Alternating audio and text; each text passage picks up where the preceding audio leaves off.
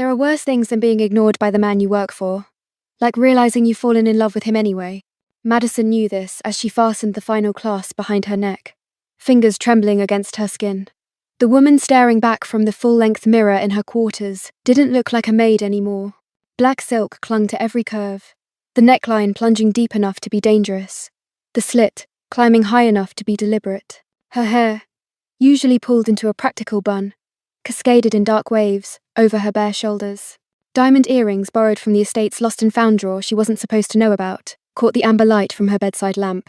She looked expensive, untouchable, nothing like the girl who scrubbed bathroom tiles and folded Ji-hoon's dress shirts with hands that shook whenever he passed too close. 63 days. That's how long it had been since he'd looked at her, really looked at her with anything warmer than clinical indifference.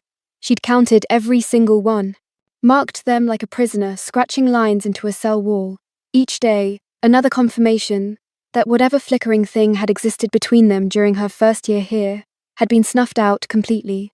The estate had become a mausoleum of almosts, every hallway echoing with conversations they'd never have, every room holding the ghost of his rare smiles, the memory of his hand brushing hers when passing documents, the phantom warmth of that one evening he'd asked about her childhood and actually listened to her answer. Then something shifted. He'd started leaving rooms when she entered them, started communicating through texts instead of face-to-face instructions, started treating her like the very marble of the walls, silent, cold, and a permanent fixture of an empty house that he refused to acknowledge. The polite distance was killing her faster than hatred ever could. But tonight she had an escape route. Marcus, her friend from college, one of the few people who still called to check on her, had invited her to dinner across town. Just a friendly catch-up, he'd said. Nothing romantic. But she'd mentioned it to Ji-hoon's assistant 3 days ago, watched the message get delivered, watched for any flicker of reaction. Nothing. So she'd gone shopping, spent money she'd been saving for months, bought this dress that cost more than her monthly salary, these heels that made her legs look endless, this confidence she didn't quite feel, but could at least fake for one night. If Ji-hoon wanted to ignore her, fine, but he'd have to watch her walk out the door looking like this first. Madison grabbed her clutch, simple black leather, small enough to hold only her phone, lipstick, and the last shreds of her dignity. Her heels clicked against the hardwood of her small room as she crossed to the door, each step deliberate, rehearsed. She'd practiced this walk for an hour yesterday, making sure she looked confident and not desperate. The estate's main house loomed beyond her quarters, all marble and glass and cold, inherited wealth. She'd cleaned every inch of it over the past 2 years, knew which floorboards creaked, which doors stuck, which windows Ji-hoon stood at when he thought no one was watching. The grand foyer glittered under the crystal chandelier, 3 stories of opulence designed to intimidate. Madison descended the staff staircase, emerging near the main entrance. The massive front doors stood 20 feet away, brass handles gleaming like a finish line. Almost there, her reflection fractured across the polished marble floors as she walked, the black dress moving like liquid shadow around her legs. The only sound was the sharp percussion of her heels, each step an announcement. Asterisk. I'm leaving. I'm done. I exist. Asterisk. 15 feet from the door. 10. Then she felt it.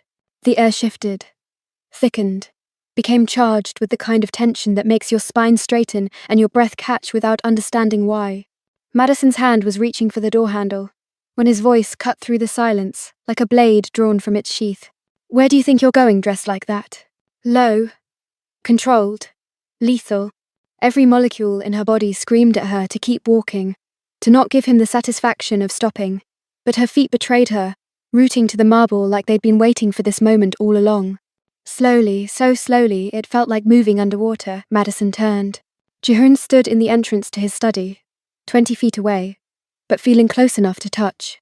He filled the doorframe the way dangerous men always do, all broad shoulders and coiled tension wrapped in a perfectly tailored black suit. No tie tonight. Top 2 buttons undone. Sleeves rolled to his elbows in a way that seemed casual, but she knew was calculated. His arms were crossed over his chest, and his eyes, those dark, unreadable eyes that had haunted her dreams for 2 years, tracked over her body with an intensity that made her skin burn. He looked furious. Asterisk. Good. Asterisk. Out. Madison said, forcing her voice to stay steady, even as her heart tried to hammer through her ribs. She lifted her chin, meeting his stare without flinching. I have plans. Remember? I told your assistant 3 days ago. Cancel them. Not a request. A command. Madison laughed, the sound sharp enough to cut glass. Excuse me? Jihoon moved then. And God, he moved like violence, wrapped in expensive fabric, each step deliberate and predatory, as he crossed the foyer, closing the distance between them, with the kind of grace that made her knees weak, and her survival instincts scream in equal measure. He stopped, 6 feet away, close enough that she could smell his cologne, cedar, and smoke, and something darkly expensive that probably cost more than her entire wardrobe. Close enough to touch, but the air between them crackled with 2 months of unspoken rage and want and something too dangerous to name. You're not walking out of this house dressed like that, he said, each word precisely controlled, to meet some man who's been waiting 2 years for his chance. Madison's breath caught. Now you care what I wear? Now you notice I exist? Something flickered across his face, too fast to read, too honest to be anything but real pain. But it was gone before she could process it, replaced by that infuriating mask of cold control. Don't test me tonight, Madison. Or what? She stepped closer, invading his carefully maintained space the way he'd invaded every corner of her life. You'll ignore me harder? You'll avoid me more efficiently? Please, Jihoon, enlighten me. How exactly will I tell the difference? His jaw clenched. Those dark eyes swept down her body again, slower this time, lingering on the plunging neckline, the curve of her waist, the dangerous slit that showed too much thigh. When his gaze returned to her face, something feral burned there, something that made her stomach flip and her pulse race. Who? He asked, voice dropping to something rough and raw. Are you dressing up for? Maybe someone who will actually look times at me. The words came out before she could stop them. 2 months of loneliness and frustration pouring through the cracks in her composure. Maybe someone who will remember I'm human. Maybe someone who won't treat me like I'm a ghost in my own life. The words hung between them, loaded and lethal. Jihoon's hands flexed at his sides once, twice, and Madison watched the war play out across his face. Fury and hurt and something possessive and primitive all tangled together into an expression that should have terrified her. It didn't. It made her want to burn the whole world down just to see if he'd feel the heat. You don't mean that. But his voice had lost its steady control, fraying at the edges. Don't I? Madison grabbed her clutch tighter, using it like armor. You haven't said more than 10 words to me in 2 months, unless they were orders. You won't eat meals with me anymore. Won't even stay in the same room unless absolutely necessary. Won't. She stopped, throat closing around the word she couldn't say. Asterisk. Won't touch me. Won't smile at me. Won't look at me like you did that night last spring, when we stayed up until dawn talking about everything and nothing. And I thought maybe, just maybe, I wasn't alone in this. Asterisk. So forgive me, she continued, voice cracking, if I'm a little curious what it might feel like to be wanted again. Madison turned back toward the door, her hand reaching for the handle, her vision blurring with tears she refused to let fall. She never made it. Jihoon moved faster than thought. 1 second she was walking away, the next she was pinned against the marble pillar beside the entrance, his body pressed against hers, his hands bracketing her face, caging her in. The clutch clattered to the floor. Forgotten. Don't. The word came out ragged, all that careful control shredding apart. His breath was hot against her lips, their faces so close she could count his eyelashes, see the war raging behind his eyes. Don't you dare walk out that door. Not like this. Not to him. Madison's chest heaved, her back pressed against cool marble, every nerve ending suddenly, violently alive after months of numbness. Why do you care? Because... He stopped, jaw clenching, and for a moment she thought he'd retreat again, build those walls back up, and leave her drowning in silence. But then, something broke in his expression. Because I've been watching you fall apart for 2 months, and it's been killing me, he said, the confession torn from somewhere deep and raw. Because that dress is going to get someone hurt tonight, and it won't be you. Understanding crashed over her like ice water. You've been... What? His thumb traced her cheekbone, achingly gentle despite the fury radiating from him. I haven't ignored you, Madison. I've been drowning in you. And tonight, seeing you dressed like that, about to walk into his arms, the sentence died as his forehead dropped to hers. And Madison realized with crystalline, terrifying clarity, this wasn't about control. This was about a man barely holding himself together. Welcome to a world where every silence speaks, and every shadow holds a secret. Before we descend further into the mystery of the Park estate, I would be honored to have you join us on this journey.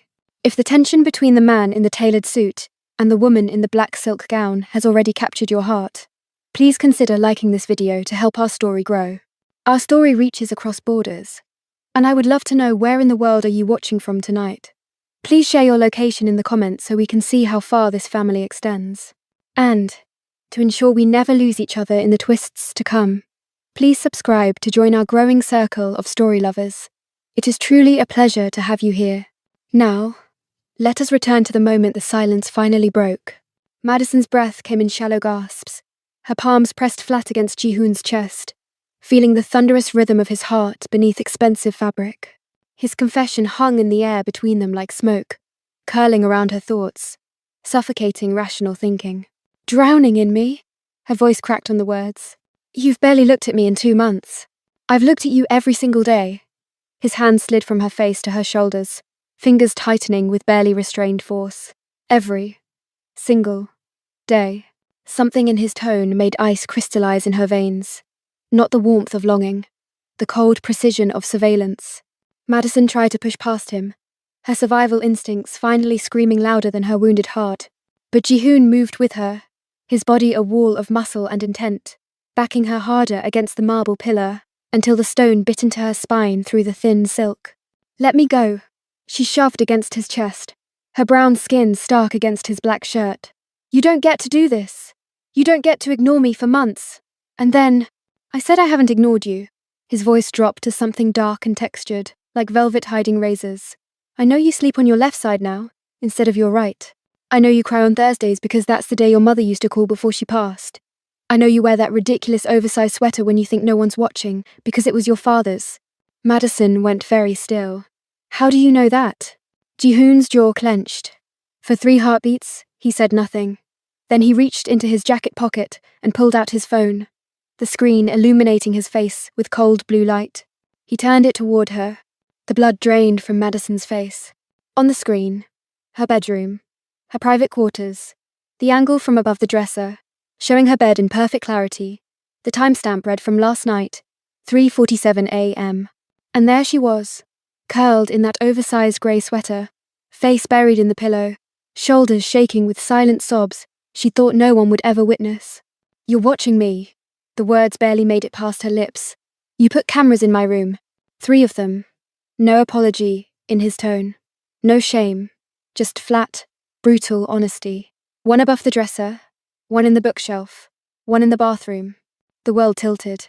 Madison's hand flew to her mouth, bile rising in her throat as every private moment from the past 2 months flashed through her mind. Every time she'd changed clothes. Every shower. Every breakdown when she'd let herself fall apart because she thought she was alone. You sick son of a... She swung at him, her palm aimed for his face, with all the force of her betrayal behind it. Ji-hoon caught her wrist mid-flight, his fingers circling her delicate bones like iron shackles. I turned off the bathroom camera after the first day. His other hand caught her second attempt to strike him. I'm a monster, Madison. But I'm not that kind of monster. What kind are you then? She was shaking now. Fury and violation, warring with something far more dangerous. The part of her that had noticed, he said, after the first day, like it was supposed to be a comfort. The kind that watches women cry themselves to sleep, that gets off on their pain, the kind that needs to know you're safe. He forced her arms down, pinning them between their bodies, eliminating the last inch of space between them. The kind that stays up all night, watching to make sure you're still breathing because the alternative is unthinkable. You're insane. Yes. No hesitation, no deflection, but I haven't been ignoring you. I've been trying not to devour you whole. Madison's chest heaved against his, her mind racing to recalibrate everything she thought she understood. 2 months of distance hadn't been rejection, it had been restraint. He hadn't been avoiding her. He'd been watching her from the shadows, consuming every private moment, like a starving man hoarding crumbs. That's not love, she whispered. That's obsession. Jihoon's lips curved into something too sharp to be a smile. Did I ever claim it was love? The question hit like a physical blow. Madison felt something crack inside her chest.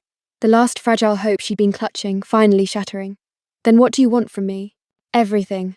His forehead pressed against hers, and she could feel the tremor running through him, barely leashed control, fraying at the edges. Your anger. Your tears. Your desperate attempts to escape me. All of it. I want to watch you realize there's nowhere in this world you can go that I won't follow. You're threatening me. I'm promising you. His breath ghosted across her lips, and Madison hated her body for responding, for the heat pooling low in her stomach despite the horror of what he'd revealed. You think I let you apply for that position by accident? You think some random agency just happened to place you in my home? No. The word formed in her mind but couldn't make it past her lips because she was too busy watching the truth rearrange itself into a nightmare. I've been watching you for 2 years, Madison. Jihoon's voice had gone soft now, tender almost, which somehow made it infinitely worse. Every smile you've faked, every moment you've thought you were alone, every time you've touched yourself in that bed and whispered a name you thought no one could hear. Shame scorched through her, hot and acidic. Stop. His name or mine? The question came out rough, possessive, the mask finally cracking enough to show the raw jealousy beneath. When you're desperate and aching and think no one's watching, whose name do you cry out? Madison couldn't breathe, couldn't think past the mortification flooding every cell. She had touched herself, late at night, when the loneliness became unbearable. And yes, there had been a name on her lips, one she'd barely let herself acknowledge, in the harsh light of day. That's what I thought. Something victorious flashed in Jihoon's eyes. So, tell me again how I've been ignoring you.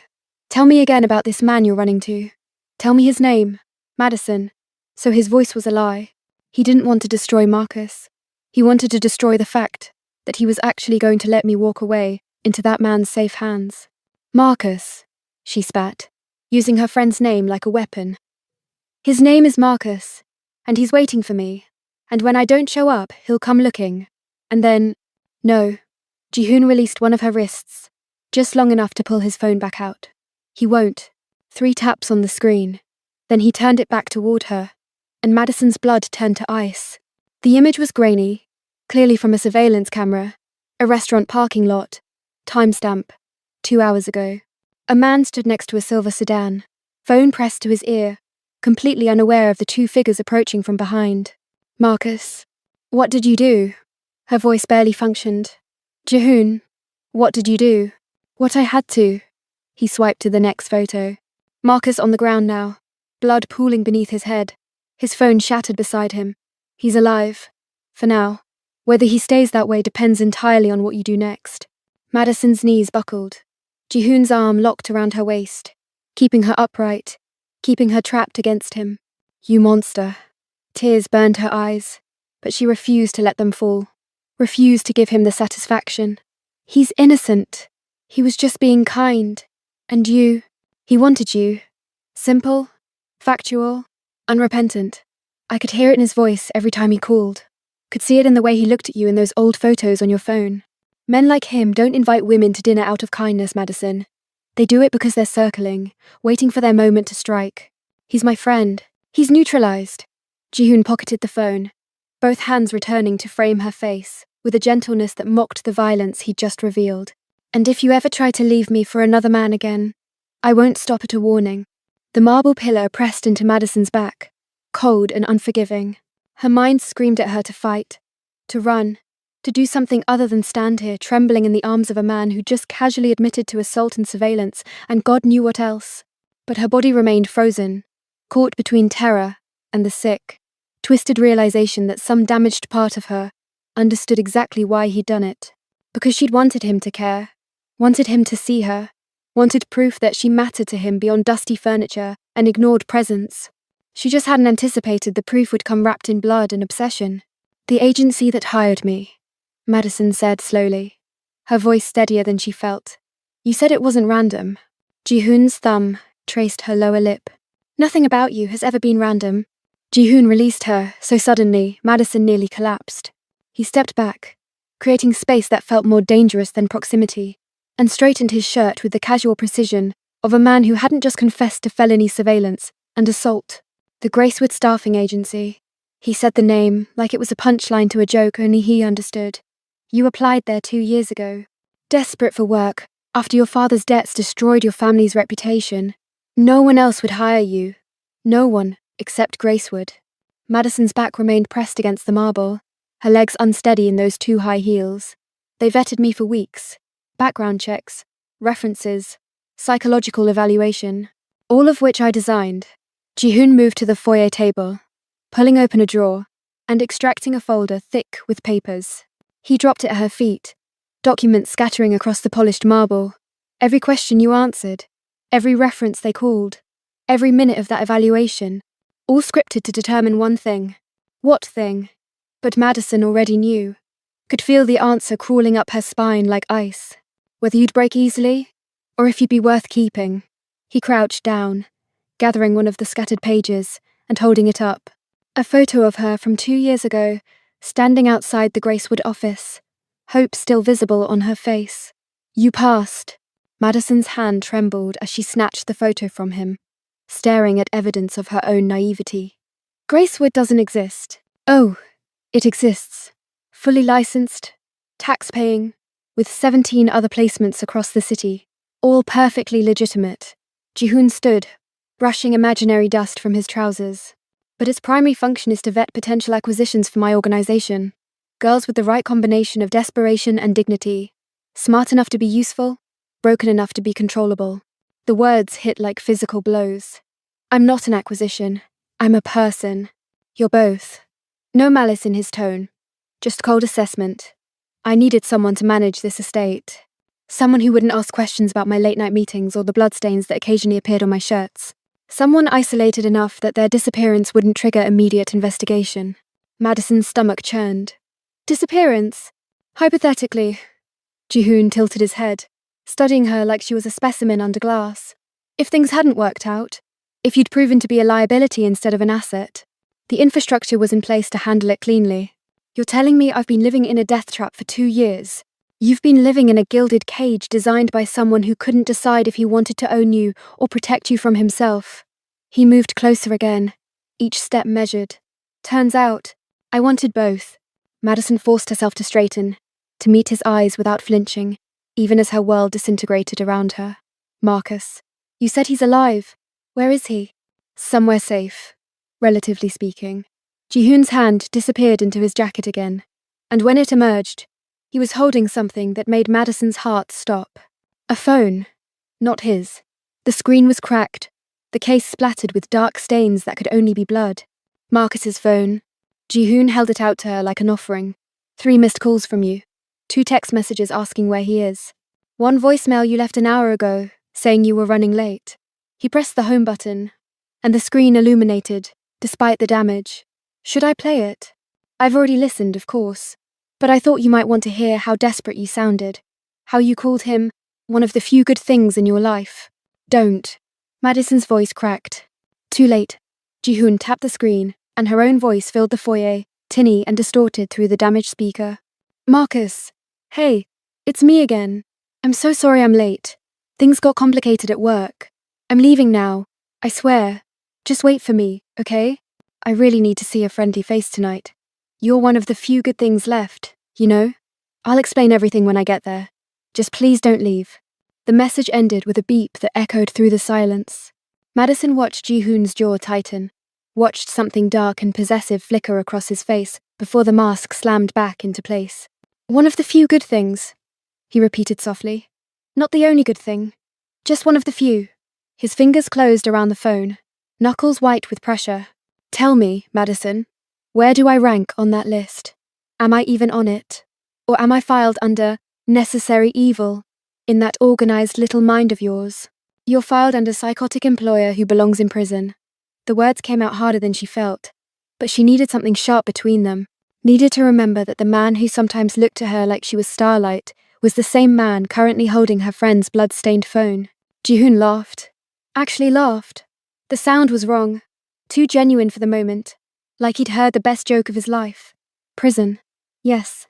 That would certainly simplify things. He tossed the phone, and it clattered across the marble, coming to rest near her feet. But we both know I'm never going to prison, Madison. Just like we both know you're never walking out that door. You can't keep me here. Can't I? He spread his arms wide, gesturing to the vast emptiness of the estate. Who exactly is going to stop me? Marcus, bleeding out in a warehouse across town. Your brother, who sold you to clear his debts. The police, who are on my payroll. His arms dropped. Be realistic. You have no allies. No resources. No escape route that I haven't already closed. The words should have broken her. Should have sent her crumbling to the marble in defeat. Instead, they ignited something sharp and furious in Madison's chest. My brother. She stepped forward, closing the distance Jihoon had created, using her anger like armor. What the hell does my brother have to do with this? Everything. Jihoon's expression shifted, something almost resembling pity flickering across his features. Did you never wonder why he stopped calling? Why his number went straight to voicemail for months? Why, when he finally did reach out, it was only to ask for money? He's struggling. He has a gambling problem. But he's not trying to do anything except survive. Jihoon pulled his own phone out again, fingers moving across the screen with practiced ease. And he's doing it by sacrificing you. He turned the phone toward her. An audio file, timestamped from 2 years ago. Madison's brother's name across the top. Jihoon pressed play. Her brother's voice filled the foyer, slurred with alcohol or desperation. She couldn't tell which. Look, I can get you someone. Someone clean. No connections. No one who'll be missed. My sister. She's perfect for whatever you need. Smart, pretty, desperate enough to take any job. And she owes me. Our father's debts. They're technically hers too, legally speaking. So you take her, you get a worker, and collateral. 2 for 1. Another voice responded. Calm, measured, unmistakably Jihoon's. And in exchange, you clear my markers. All of them. 300,000. Plus whatever interest you want to tack on. I don't care. Just take her, and we're square. Done. The recording ended. Madison couldn't feel her legs. Couldn't feel anything except the sound of her brother's voice bartering her life like she was property. Like she was nothing. No. The word barely made it out. He wouldn't. He did. Jihoon pocketed the phone, and for the first time, his expression held something that might have been genuine sympathy.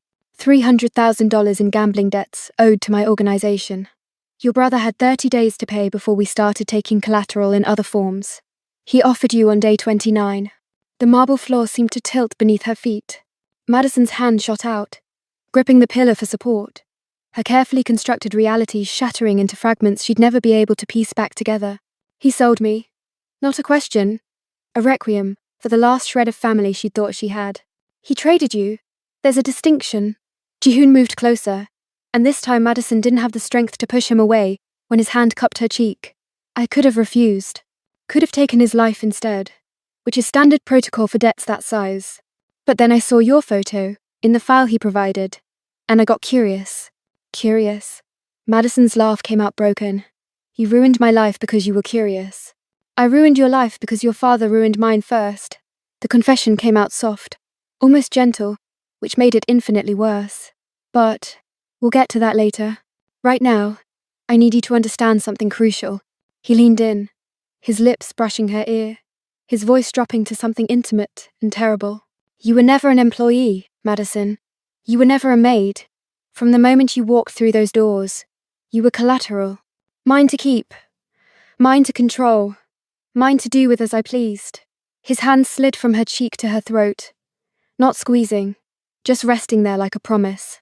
The only thing that changed was that I decided I'd rather keep you intact than broken. That's the only mercy you've ever received from me. Madison jerked away from Jihoon's touch, her hand flying to her throat where his fingers had rested, feeling phantom pressure that made her stomach turn.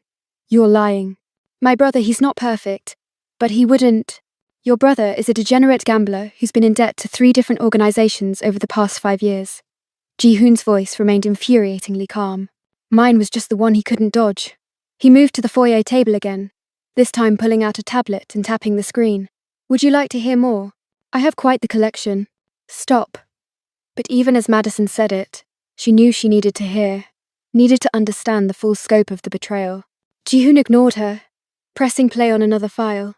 Her brother's voice again, this time clearer, sober. Is she asking questions? About why you hired her? About the security measures? A pause. Good. Keep her in the dark.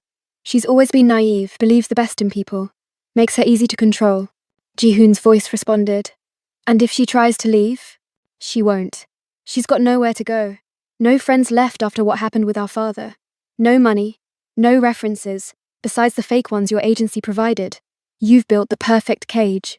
She just doesn't know she's in it yet. The recording ended with a click that might as well have been a gunshot. Madison's knees buckled. This time, Ji-hoon didn't catch her. She sank to the cold marble, the black silk of her dress pooling around her like an oil slick, her carefully styled hair falling forward to hide the tears she could no longer hold back. He knew. The words came out choked. He knew what you were, what this was. He helped you trap me. He facilitated the arrangement, yes.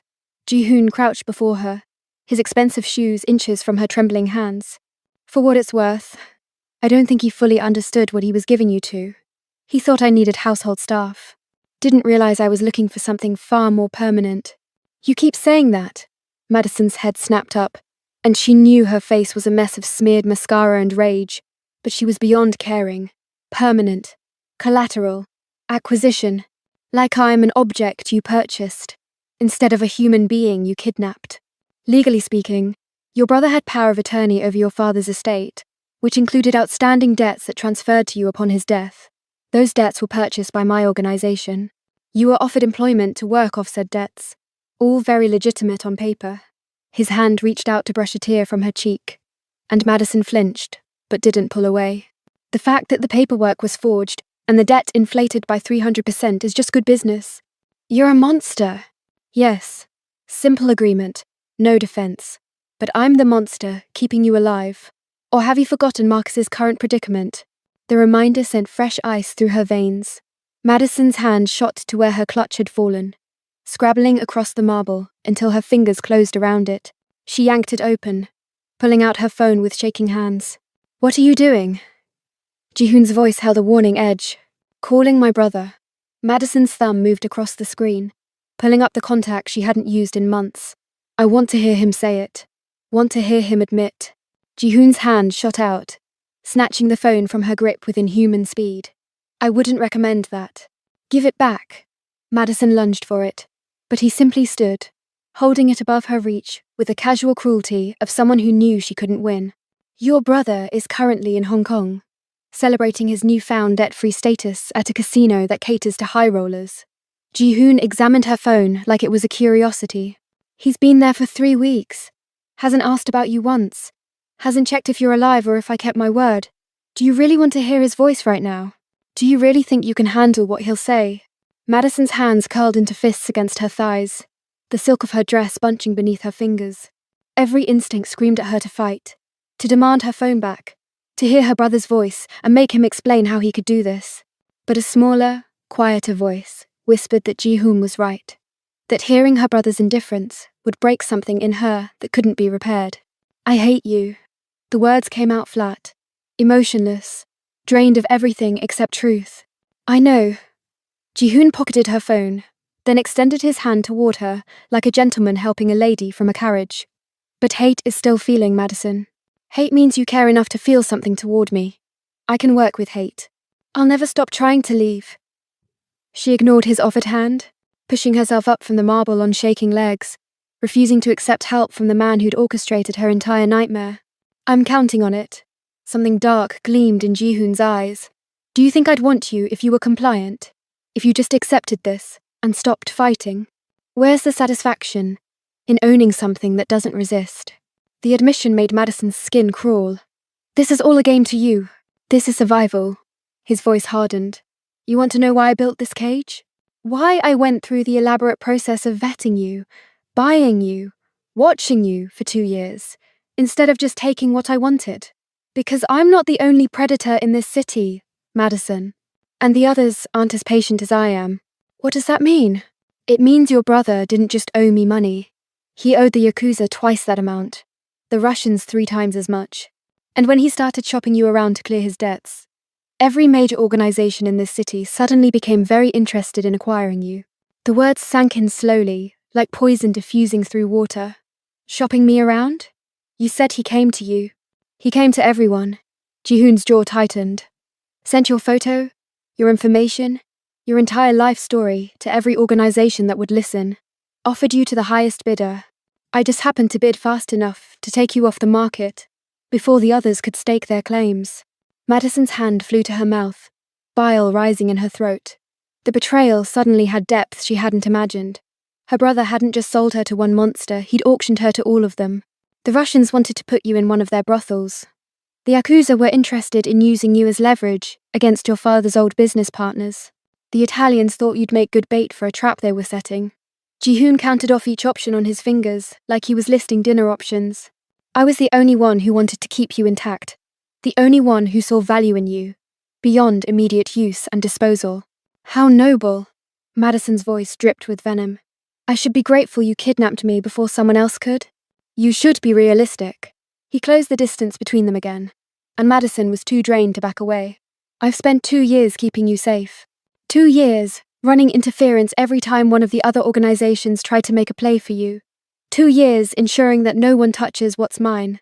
I'm not yours. Your brother's signature on the contract says otherwise. Ji-hoon pulled yet another document from his apparently infinite pocket dimension of nightmares. This one was official looking. Heavy cream paper with red wax seals and signatures in black ink. Transferring all debts and obligations to my organization in exchange for clearing his markers, including any collateral put up against those debts. Namely, you. Madison stared at the document, at her brother's familiar scrawl across the bottom line, and felt the last piece of her old life crumble to ash. I want to talk to him. Her voice came out hollow. I need to hear him say it. No, not Ji-hoon's voice this time. Madison's head whipped around to find a woman standing in the entrance to the study. She was older, maybe 50, with silver-streaked hair pulled into an elegant knot, and a face that might have been beautiful before life carved it into something harder. She wore a crisp white blouse and black trousers, and she was holding a phone. Madison's phone. Mrs. Seo? Madison's voice cracked on the name of the estate's housekeeper, the woman who'd trained her, who'd been kind in small ways, who'd seemed like the only normal person in this entire nightmare. I'm not actually the housekeeper. Mrs. Seo's voice was apologetic but firm. I'm Mr. Park's head of security, and you really don't want to call your brother right now, dear? The betrayal kept multiplying, like a hydra growing new heads, faster than Madison could process them. You've been watching me too. Someone had to keep you alive. Mrs. Seo moved into the foyer properly, her shoes clicking against the marble, with military precision. Did you think it was coincidence that the previous maid left right before you arrived? That there's never been anyone else here besides you and Mr. Park? Madison thought about it. Really thought about it for the first time. The estate was massive, 30 rooms at least, but she'd only ever seen Ji-hoon and Mrs. Seo. No other staff. No gardeners or cooks or cleaners besides herself. Just 3 people in a house built for dozens. Where is everyone? The question came out small. There is no everyone, Ji-hoon answered. There's you, me, and Mrs. Seo. Everyone else who's ever set foot in this house has been temporary.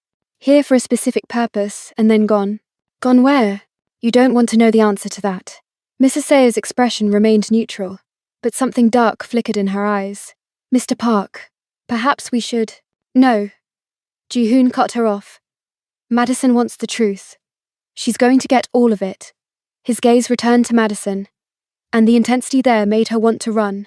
Your brother sold you 2 years ago. I bought you. But 6 months before that, another girl stood exactly where you're standing now. Madison's blood turned to ice. What happened to her? She tried to leave. 3 words. Flat. Emotionless. Mrs. Seo, would you like to explain what happens to girls who try to leave? The older woman's face remained impassive. Mr. Park, this isn't necessary. It's absolutely necessary. Ji-hoon's voice had gone cold. All traces of the earlier intimacy vanished. Madison needs to understand the full scope of her situation. She needs to know exactly what happens to beautiful girls in expensive dresses who think they can just walk out that door. Mrs. Seo sighed, a sound heavy with resignation and something that might have been regret. She moved to the foyer table and pulled out a photograph from the same drawer that had held Madison's file. A girl, maybe 22, light brown hair, green eyes, and a smile that didn't reach past her lips. She stood in what looked like the estate's kitchen, wearing a uniform identical to the ones Madison had worn for the past 2 years. Her name was Sophie Hernandez. Mrs. Seo's voice remained steady, professional, like she was reciting a report. She worked here for 4 months before you arrived. Worked. Madison latched onto the word. Past tense. She got ideas. Ji-hoon took the photo from Mrs. Seo, studying it with an expression Madison couldn't read. Started asking questions about my business associates. Started taking pictures of documents she found in my study. Started making phone calls to numbers she shouldn't have known existed. She was trying to expose you. Madison's voice was barely a whisper. She was trying to be a hero. Ji-hoon set the photo down on the marble between them. Heroes don't last long in this world, Madison. Martyrs last even less. The implication hung in the air like smoke. Madison forced herself to ask the question, even though every cell in her body screamed not to. Where is Sophie now? In the servants' quarters. Mrs. Seo answered before Ji-hoon could. Well, under them, technically. The marble beneath Madison's feet suddenly felt like quicksand. You killed her. I gave her multiple warnings. Ji-hoon's voice held no remorse. 3, to be precise. Told her exactly what would happen if she continued. She chose not to listen. So you murdered her and buried her body under the house where I've been living for 2 years. Madison's voice rose, hysteria creeping in at the edges. I've been sleeping 20 feet above a corpse. You've been sleeping 20 feet above a cautionary tale. Ji-hoon corrected. Sophie made choices. Poor ones. You're smarter than she was. I'm confident you won't repeat her mistakes. How can you be so calm about this? Madison's hands shook, her entire body trembling with horror and rage, and the sick realization that she'd been living in a tomb without knowing it. You killed someone. You buried her like trash. You replaced her with me, like she never existed. She existed. Mrs. Seo's voice softened slightly, and for what it's worth, Mr. Park gave her every opportunity to walk away safely. She refused. Safely? Madison's laugh came out sharp, bordering on manic. How do you walk away safely from a man who buys women like livestock? You sign an NDA, take the severance package, and disappear into a new life with enough money to start over. Ji-hoon's tone suggested this should have been obvious. Sophie was offered $200,000 to leave quietly. She chose to threaten exposure instead. That's not my failure, it's hers. You're insane. Both of you are absolutely insane. Madison backed away from them, her heels clicking frantically against the marble. I'm leaving. Right now. I'm walking out that door, and I'm going to the police. And I'm telling them everything. No. Ji-hoon didn't move, didn't chase her. He simply stood there with his hands in his pockets, looking almost bored. You're not. Watch me. Madison spun toward the door, her hand reaching for the handle. The sound of a safety clicking off froze her mid-motion. Madison turned slowly to find Mrs. Seo holding a gun. Not pointing it at her, just holding it, casual and comfortable, like it was an extension of her hand. I really wish you hadn't done that, dear. The older woman's voice held genuine regret. Mr. Park has been so patient with you. It would be a shame to waste all that effort. You're going to shoot me? Madison's voice came out surprisingly steady, considering her heart was trying to hammer through her ribs. I'm going to prevent you from making a mistake that gets you killed. Mrs. Seo's finger remained alongside the trigger guard, not on the trigger itself. The moment you walk out that door, you become a liability. Liabilities don't live long in our world. Our world. Madison looked between them. These two people she thought she understood. You mean, your world. I'm not part of this. You've been part of this since your father put a bullet in Mr. Park's father, 20 years ago. Mrs. Seo's words fell like bombs. But I suppose no one's explained that part yet. The room tilted. Madison's hand shot out to grip the door handle for support, her legs suddenly unable to hold her weight. What? Ji-hoon's expression hadn't changed, but something flickered in his eyes. Recognition that they'd reached the point of no return. Mrs. Seo, that's enough. With respect, sir, she needs to know. She's already figured out most of it. Might as well give her the full picture. The gun lowered slightly, though it remained in Mrs. Seo's grip. Your father, Madison, Robert Keyes. Does that name mean anything to you beyond Dad? He was a accountant. He worked for. Madison stopped, the pieces suddenly clicking into place with horrifying clarity. He worked for a consulting firm that specialized in international clients. He laundered money for the Park family syndicate. Ji-hoon's voice was flat, emotionless. For 15 years, he cooked our books, moved our cash, made us untraceable. And then one day, he decided he wanted out. That's not. Madison couldn't finish the sentence, because she remembered the year her father had come home with shadows in his eyes, jumping at every sound, installing 3 new locks on their doors. Remembered him burning papers in the backyard at 3 a.m., telling her and her brother it was just old tax documents. Your father was offered a clean exit, Ji-hoon continued. Severance package, new identity, the works. All he had to do was walk away, quietly. He went to the police instead. Madison's voice was barely audible. That's what got him killed. Not random gang violence like they told us. He was trying to expose your family. He was trying to destroy everything my father built. Ji-hoon's mask cracked, letting rage bleed through. 20 years of work. Thousands of people dependent on our organization for survival. Entire supply chains that kept this city running. He would have burned it all down to soothe his conscience. So your father had him killed. My father tried to reason with him first. Ji-hoon pulled out his phone again, and Madison wanted to scream at the sight of it, at the endless stream of horrors it kept revealing. One last meeting to discuss terms. Your father agreed to come alone. He didn't. The video started playing before Madison could protest. Grainy security footage from what looked like a warehouse. 2 men standing in a pool of light. One older, Korean, wearing an expensive suit. Ji-hoon's father. The other familiar, in a way that made Madison's chest constrict. Her father. They were talking. Too far from the camera to hear words. Then her father's hand moved to his jacket, pulling something out. A gun.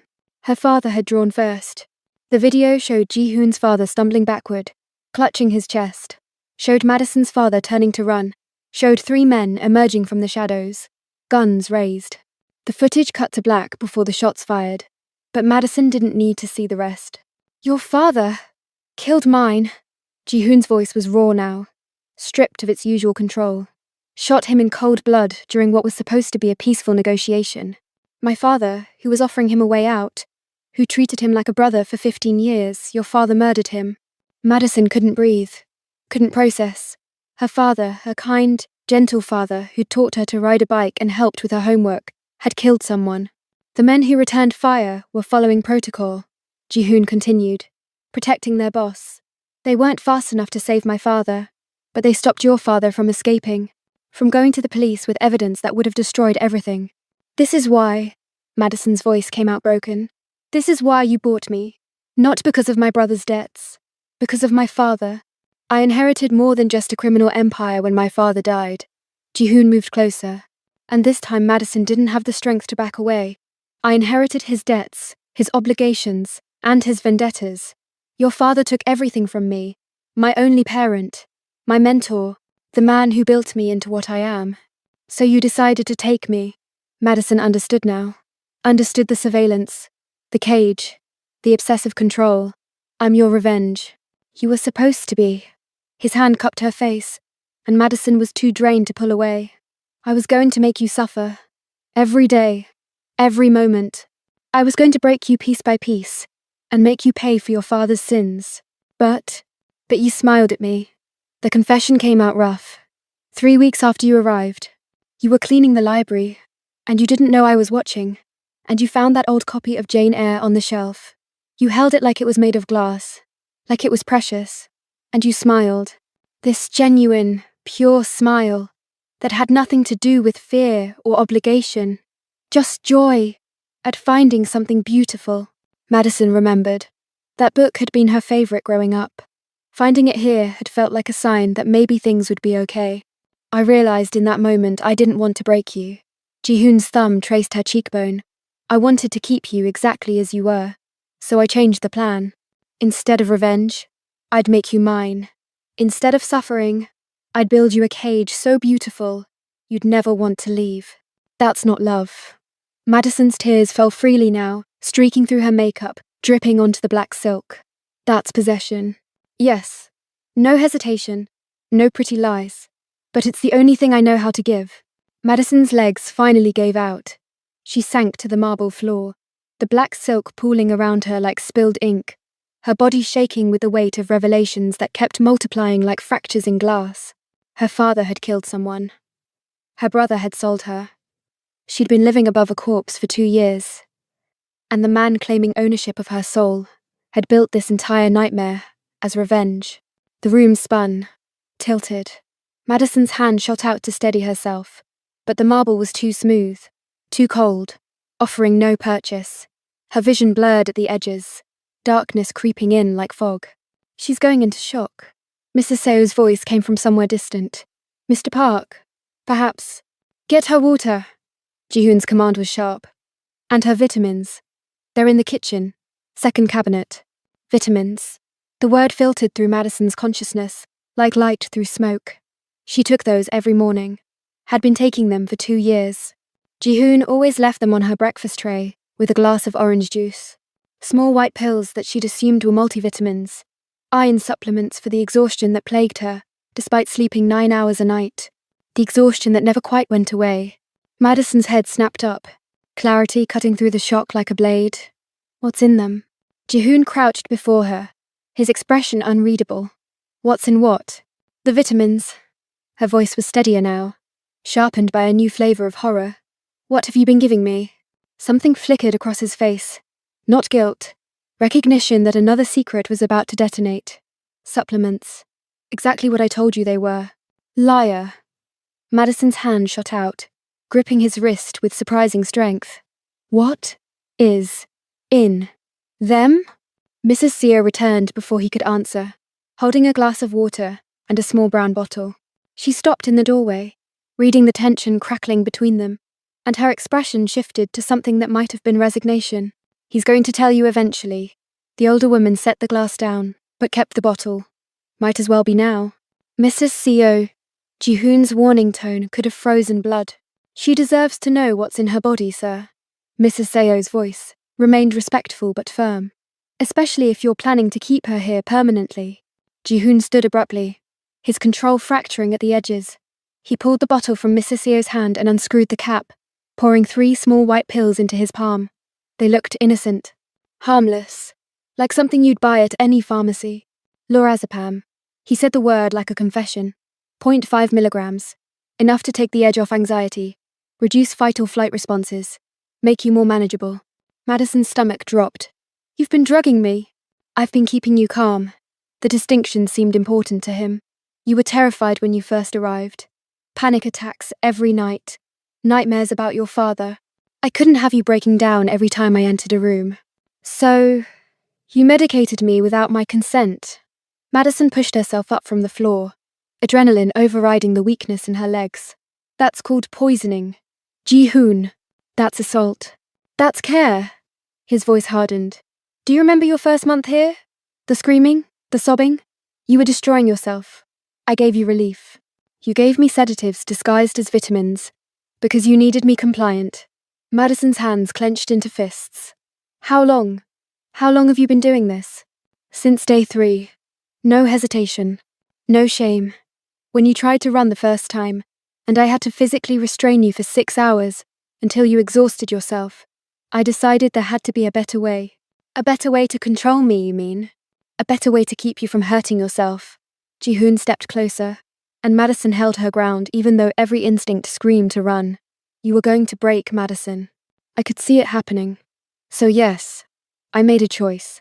I'd rather have you calm and functional than shattered and suicidal. That wasn't your choice to make. Madison's voice cracked. My body? My mind? My choice. You took that from me. I took your suffering, he countered. And before you paint me as a monster for it, know that the lorazepam is the least invasive option I considered. I could have used something stronger. Something that would have turned you into a hollow shell. I didn't. You want credit for not completely destroying me? Madison laughed, the sound brittle and sharp. You want me to thank you for only partially violating my autonomy? I want you to understand that every choice I've made has been to keep you alive and intact in a world designed to consume women like you. Ji-hoon's mask shattered completely, and for the first time, Madison saw raw desperation beneath the control. Do you think I enjoyed watching you cry yourself to sleep? Do you think I wanted to be the monster you're terrified of? Then stop being one. Madison's voice dropped to something dangerous. Give me the antidote. Stop drugging me. Let me decide for myself how to handle whatever hell you've trapped me in. There is no antidote. Lorazepam doesn't work that way, Mrs. Sayo interjected, her clinical tone oddly comforting. But if you stop taking it, the effects wear off within 72 hours. You'll experience withdrawal, anxiety, insomnia, possibly tremors, but nothing permanent. Then I'm stopping. Madison held out her hand. Give me the bottle. Ji-hoon's fingers closed around the plastic container. No, that wasn't a request. And neither is this. He pocketed the bottle. You want to stop taking them? Fine. But you don't get to keep the bottle. I'm not giving you access to something you might use to harm yourself once the withdrawal hits. Harm myself? Madison's voice rose. You've been poisoning me for 2 years, and you're worried I'll harm myself? The lorazepam isn't the only thing in those pills. The confession came out quiet, defeated, like he'd been waiting to say it, and dreading it in equal measure. The room went silent, except for Madison's ragged breathing. What else? The question barely made it past her lips. Ji-hoon pulled out his phone, that cursed device that held every nightmare, and opened what looked like a medical report. He turned the screen toward her, and Madison's eyes scanned the technical jargon until 2 words jumped out. Radioactive isotope. You tagged me. Her voice was hollow. Like an animal. Like someone I needed to find if you ever managed to get past my security. Ji-hoon's expression was stone. Gadolinium-based contrast agent. Harmless in the doses you've been receiving. Detectable by specialized equipment up to a radius of 50 miles. Harmless. Madison repeated the word, like it was foreign.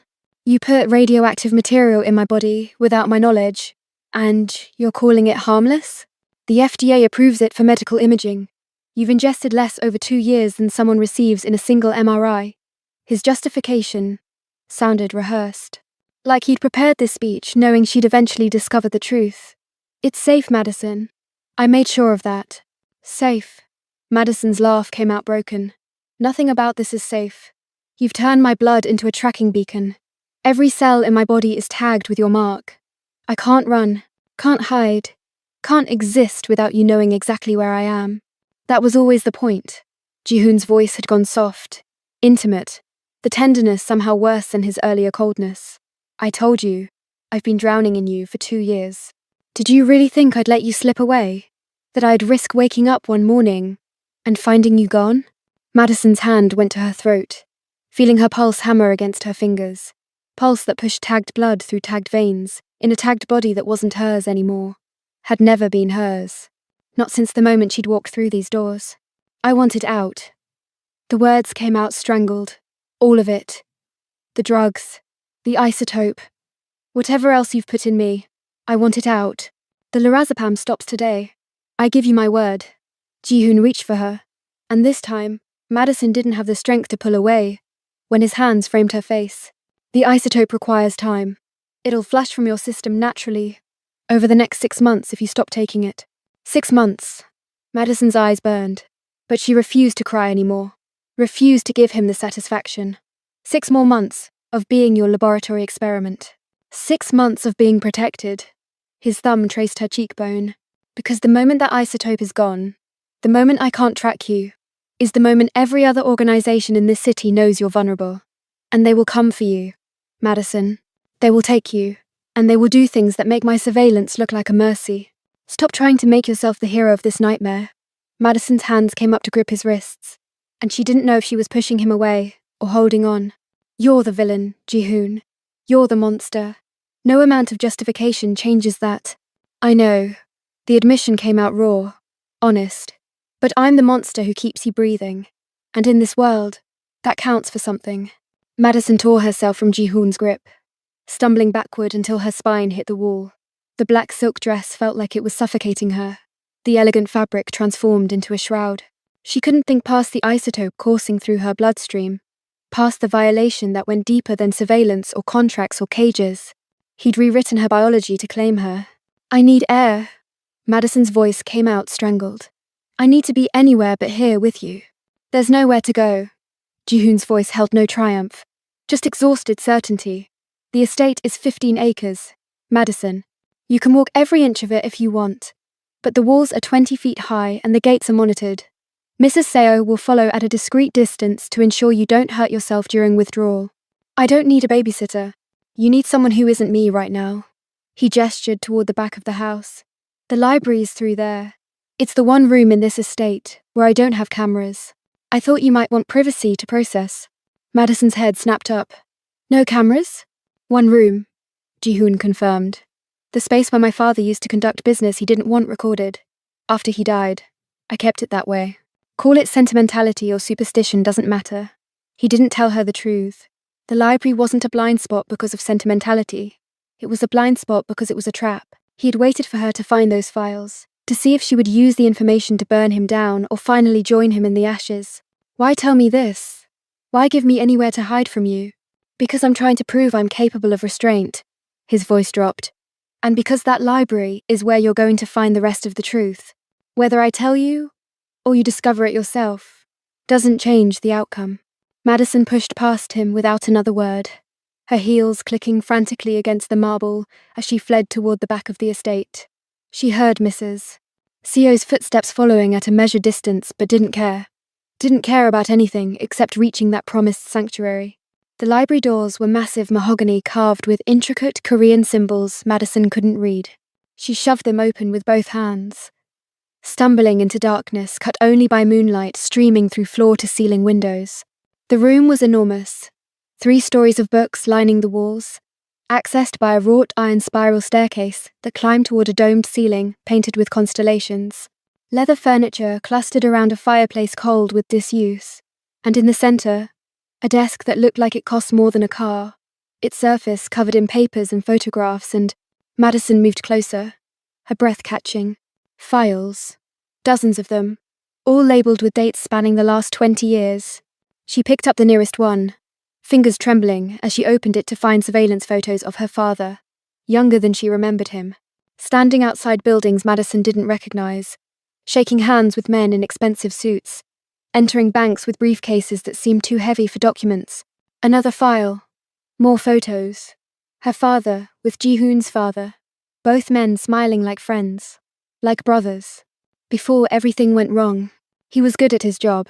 Mrs. Seo's voice came from the doorway. She'd followed Madison inside, but kept her distance, respecting the boundaries of the sanctuary. Your father, he made us untouchable for over a decade. Made us legitimate on paper, while keeping our real operations invisible.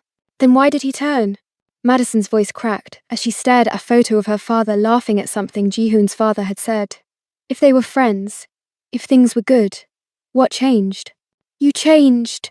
Mrs. Seo moved into the light, and Madison could see the genuine sympathy in her expression. You and your brother. Your father could stomach the work when it was just him and his conscience. But when you turned 16 and started asking questions about his job, when your brother got caught up in gambling, and your father saw the family business destroy his own son, that's when he wanted out. Madison's hands shook. She remembered that year, remembered her father coming home late, staring at her over dinner like he was seeing her for the first time, remembered him asking about her dreams, her plans, whether she'd ever considered leaving the city. He'd been trying to save her. He didn't go to the police immediately, Mrs. Seo continued. He came to Mr. Park Sr. first, asked for a clean exit, offered to train his replacement, to ensure a smooth transition. He just wanted to walk away and give his children a normal life. But they said no. Madison already knew the answer. They said yes. Mrs. Seo corrected. Mr. Park Sr. agreed to everything, drew up papers, arranged a new identity. Your father was 2 weeks away from disappearing when he got paranoid. Madison pulled out another file, this one filled with police reports, witness statements, federal investigation documents. He thought they were going to kill him anyway.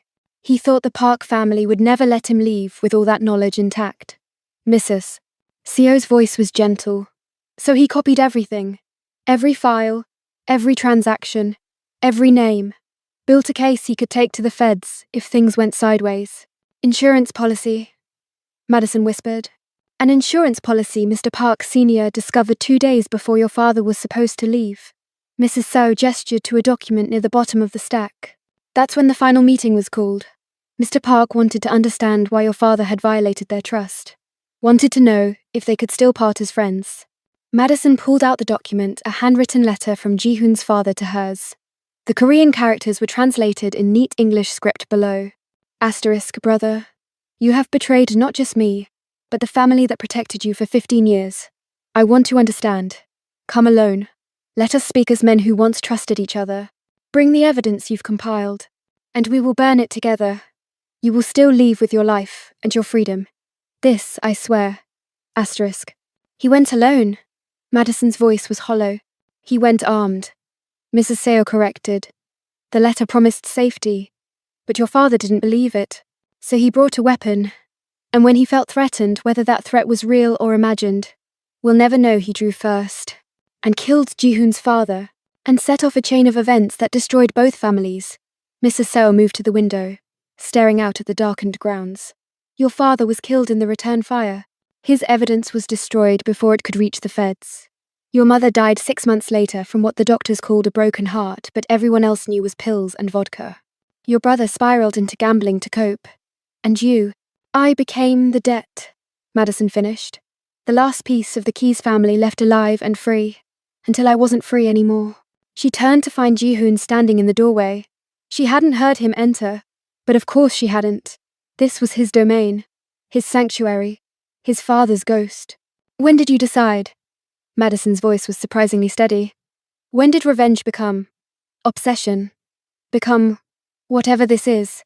Ji-hoon moved into the library, his footsteps silent on the Persian rug.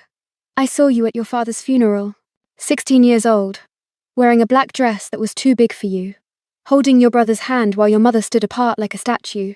You looked. He stopped, jaw clenching. You looked like something breakable, something that needed protection. I was a child. You were a weapon I could use to punish your father's memory. Ji-hoon's honesty was brutal.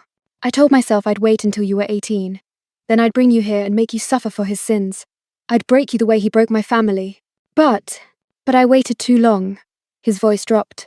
By the time you turned 18, I'd spent 2 years watching you from a distance. Watching you care for your mother while she destroyed herself.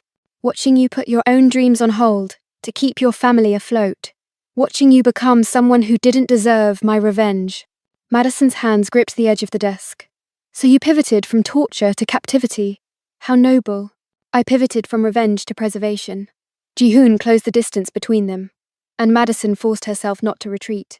Your brother was drowning in debt. Your mother was gone. You were vulnerable and alone, and every predator in this city could smell it. When your brother came to me offering you as collateral, I realized I had a choice.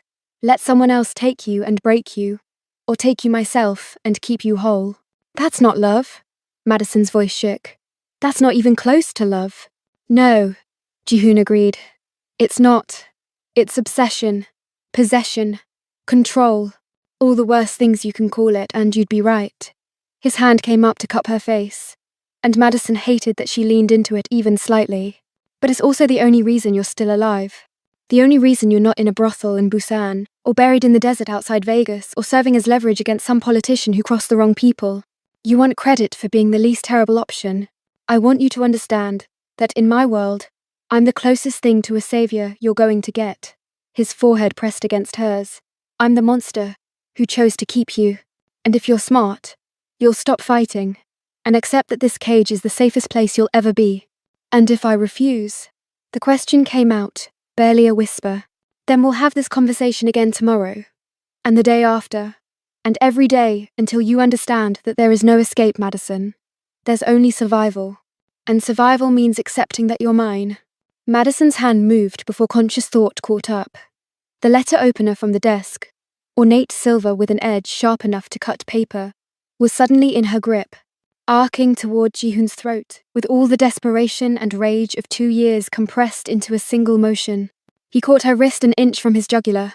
The blade trembled between them, moonlight making the silver gleam like a promise of violence finally fulfilled. There she is. Ji-hoon's voice held something that might have been pride. There's the fighter I knew was buried under all that compliance. Let go.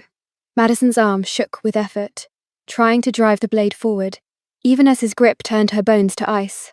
Let me go, or let me end this. I'm done being your captive. You think killing me sets you free?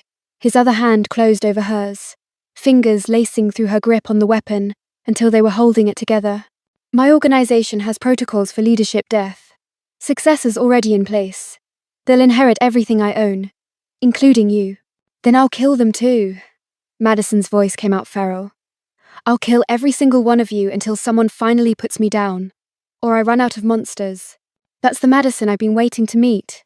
Jihoon's lips curved into something sharp. Not the broken maid. Not the drugged captive. This version, the one willing to paint these flaws red to earn her freedom. Stop talking like you're proud of me. Madison tried to wrench her arm free, but his grip was iron. Stop acting like my rebellion is something you wanted. You did this. You made me into this. I know. Simple acknowledgement. No apology. And now I have to decide if I kill you for trying, or if I love you for having the courage to. The explosion cut him off. The library windows shattered inward in a spray of glass and moonlight, the concussive wave knocking both of them to the floor. Madison's ears rang, her body covered in Jihoon's as he shielded her from the debris. Smoke poured through the broken windows, and through the haze, Madison could see shapes moving outside. Too many shapes. Armed, advancing. Mrs. Seo! Jihoon's shout barely cut through the ringing. The older woman appeared in the doorway, gun already drawn. Her expression, granite. East perimeter is breached. 12 hostiles confirmed. The Choi family. She delivered the report like she was commenting on weather. They're here for the girl. How did they know? Jihoon was on his feet, hauling Madison up with him. The letter opener forgotten on the floor. Does it matter? Mrs. So moved to the shattered windows, firing 3 controlled shots into the smoke. Someone screamed. They're here. We need to move her to the safe room. No time. Jihoon pulled Madison toward the desk, shoving the massive piece of furniture aside to reveal a floor safe. His fingers flew across a keypad Madison hadn't known existed. The Choi family doesn't negotiate. They kill everyone and sort out the valuable pieces afterward. What do you want from me? Madison's voice came out steadier than she felt. Adrenaline was burning through the last of the lorazepam, sharpening her mind to crystal clarity. You brought me here. You made me your target. What the hell do you expect me to do now? Jihoon pulled open the safe and extracted 2 things. A gun that looked military grade and a document bound in red leather. He shoved the gun into Madison's hands and held up the document like it was salvation. Marriage contract. He said it like those 2 words should mean something. Signature makes you my wife. Legal protection under Korean family law. The Choi family can't touch you without starting a war with every organization that recognizes Park family authority. You're insane. Madison stared at the gun in her hands. You want me to marry you during a firefight? I want you to survive the next 10 minutes. Jihoon grabbed a pen from the desk, flipping the contract open to the final page. Sign it or die, Madison. Those are your options. Another explosion. Closer this time. The library doors buckled inward, wood splintering under focused charges. Mrs. Seo fired through the gaps, buying seconds they didn't have. If I sign, I'm yours. Legally. Permanently. Madison's finger found the trigger guard. Muscle memory from the gun safety courses her father had insisted on taking her to years ago. If I don't, I die. Those are my choices? Those have always been your choices. Jihoon pressed the pen into her free hand. I just stopped pretending you had others. Madison looked at him. Really looked at him. This man who destroyed her life and called it preservation. Who'd drugged her and called it care. Who'd caged her and called it love. The man who was currently standing between her and a dozen armed killers, like his body, was a shield he'd happily die behind. The doors burst open. Men in black tactical gear poured through, weapons raised, and Madison made her choice. She signed. The ink was barely dry when Jihoon grabbed the contract, shoved it into Madison's dress against her skin, and pushed her toward the spiral staircase. Up. 3rd floor. Window overlooks the roof.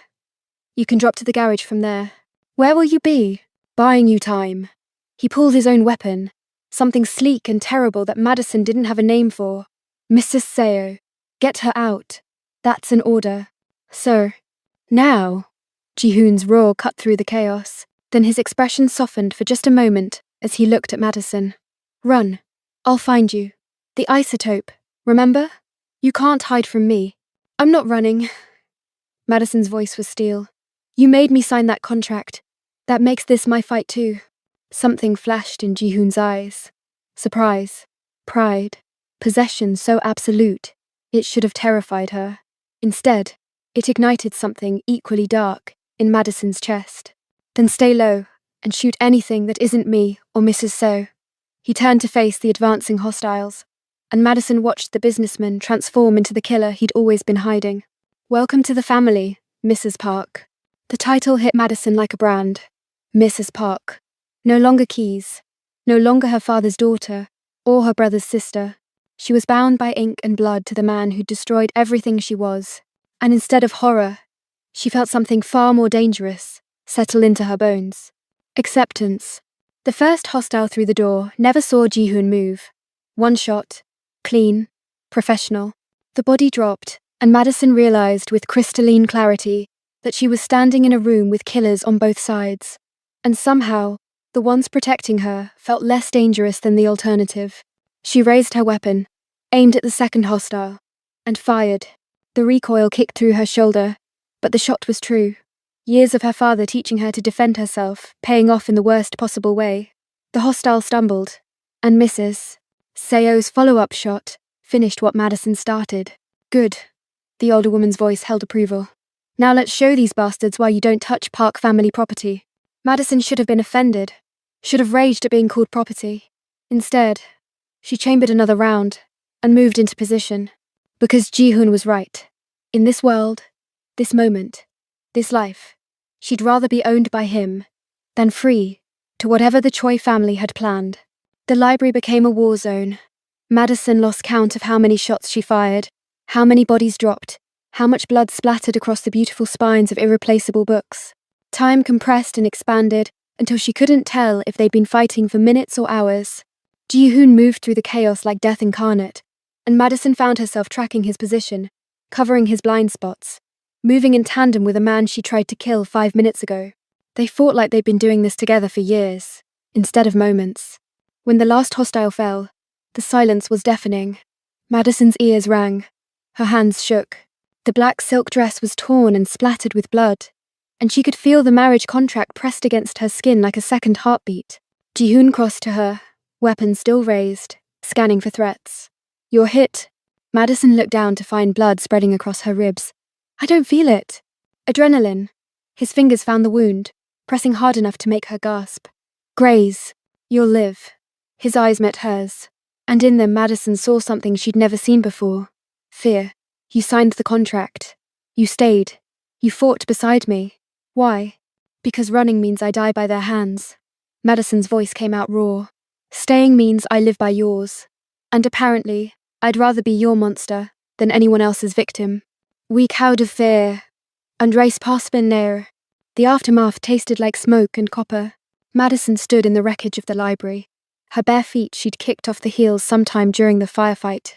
Cutting on glass, she couldn't feel through the adrenaline. Bodies littered the Persian rug. Blood soaked into priceless first editions.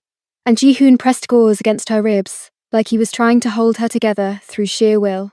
Mrs. Soul. Status. His voice was commander steady despite the tremor in his hands against Madison's skin. Perimeter secure. No additional hostiles. The older woman was already on her phone. Voice clipped and efficient. Cleanup crew. ETA. 12 minutes. Medical en route. She glanced at Madison. Something like respect flickering in her expression. The girl did well. The girl has a name. Madison's voice came out stronger than she felt. And the girl wants to know, what the hell just happened? The Choi family made a move. Ji-hoon's fingers pressed harder against her wound, and Madison bit back a hiss. They've been circling for months, waiting for an opening. Someone told them you were here. Someone gave them intelligence about our security protocols. Someone inside your organization. Madison's mind, sharpened by violence and survival, connected the dots. You have a traitor. Had. Mrs. Sayer's voice was cold satisfaction. I executed him 3 days ago. Unfortunately, he'd already passed the information along, before I discovered his treachery. 3 days. Madison looked at Ji-hoon. You knew this was coming. That's why you've been distant. Not avoiding me preparing. His jaw clenched. I was trying to move you before they struck. The date with Marcus was supposed to be your extraction. I'd arranged everything. New identity, new location, enough money to disappear and never surface. You'd have been on a plane by midnight. The words hit like a physical blow. You were letting me go. I was setting you free. Jihoon's voice cracked on the admission.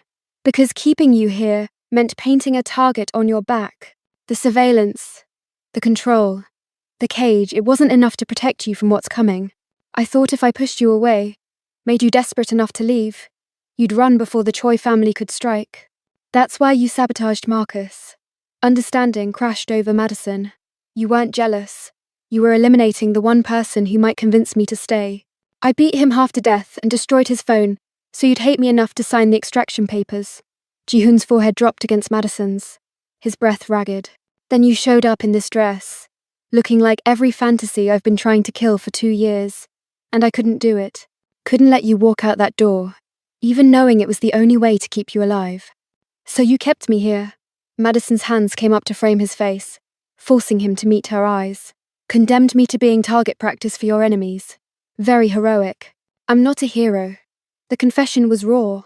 I'm a selfish bastard who'd rather watch you bleed in my arms than thrive somewhere I can't see you. Good. Madison's voice dropped to something dangerous. Because I don't want a hero. Heroes get people killed, trying to save them. I want the monster who'll burn the world down, to keep me breathing. Jihoon's eyes searched hers, looking for revulsion, or fear, and finding only dark acceptance. You signed the contract. I signed my name as Mrs. Park, and decided that if I'm going to be property, I might as well be expensive property. Madison's lips curved into something sharp. That contract makes me family, which means I get a say in how this organization runs.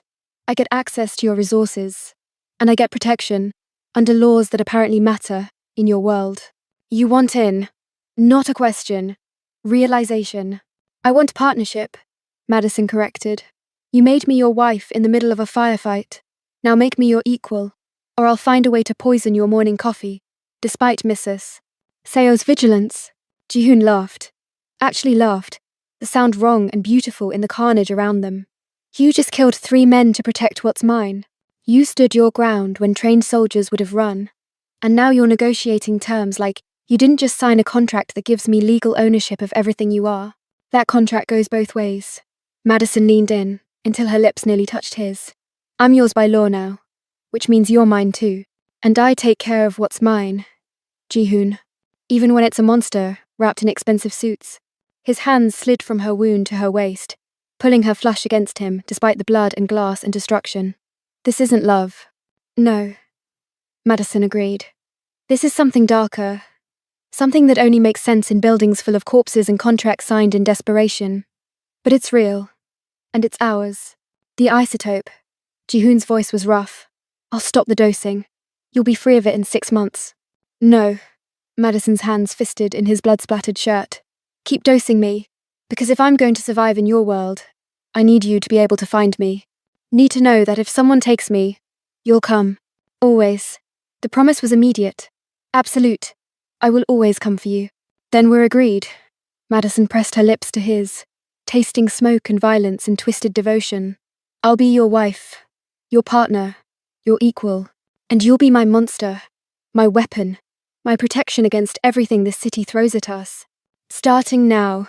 Jihoon's voice dropped to something possessive. No more running, no more escape plans. You're mine, and I'm yours, and anyone who tries to separate us will learn exactly why the Park family has ruled this city for 3 generations. Starting now. Madison agreed. Her hand found the marriage contract still tucked against her skin, pulling it free. The document was creased and blood-stained, but the signatures were clear, legal, binding. She held it up between them, like a flag of surrender that was actually a declaration of war. Mrs. Seo cleared her throat from the doorway. The cleanup crew is here. I suggest we move Mrs. Park to the medical wing before she bleeds out all over the nice books. Mrs. Park. Madison tested the name. Hated how right it sounded. That's going to take some getting used to. You have the rest of your life. Jihoon swept her into his arms, careful of her wound, which, if we're lucky, and vicious enough, will be considerably longer than our enemies expect. Madison looked at the wreckage of the library, her sanctuary turned battlefield, the place where she discovered every truth that had shattered her life and rebuilt it into something new. The place where she'd stopped being victim and become something far more dangerous. Take me upstairs, she ordered. and felt the thrill of Ji-hoon obeying without question. Clean me up. Patch me together. Then I want to see every file you have on every family that considered buying me. I want names, locations, and weaknesses. Planning revenge already, Mrs. Park? Planning survival, Madison corrected. Her hand found the gun still tucked into what remained of her dress. You taught me the only way to stay alive in your world is to be more terrifying than the alternatives. So that's what I'll be. Starting with the Choi family. They'll regroup. Come at us harder next time. Let them come. Madison's voice was steel wrapped in silk. They just made the mistake of thinking I'm still the frightened girl who walked through your doors 2 years ago. Time to show them exactly what the new Mrs. Park is capable of. Ji-hoon carried her through the destroyed estate, past bodies, and broken glass, and the wreckage of the cage he'd built. With every step, Madison felt the last threads of her old life burning away, replaced by something forged in blood, and contract, and mutual obsession. She'd signed her name, kill to protect it, and now she'd wear it like armor. The black silk dress was ruined, stained red with blood that belonged to enemies and maybe a little bit to her, but Madison didn't mourn it. The dress had served its purpose, forced a confrontation that ended with a ring she didn't have yet, and a future she couldn't have imagined. I love you, Ji-hoon said it quietly, as they reached the medical wing. Not a confession, a statement of fact. I know, Madison's fingers traced his jaw, and I hate you for making me love you back. But here we are. He laid her on the examination table, his hands already moving to assess her wound properly. Bound by blood and paper, and choices neither of us can take back. I wouldn't take them back if I could, Madison admitted. This life, your life, it's terrible and dark and probably going to kill me before I'm 30. But it's mine. We're mine.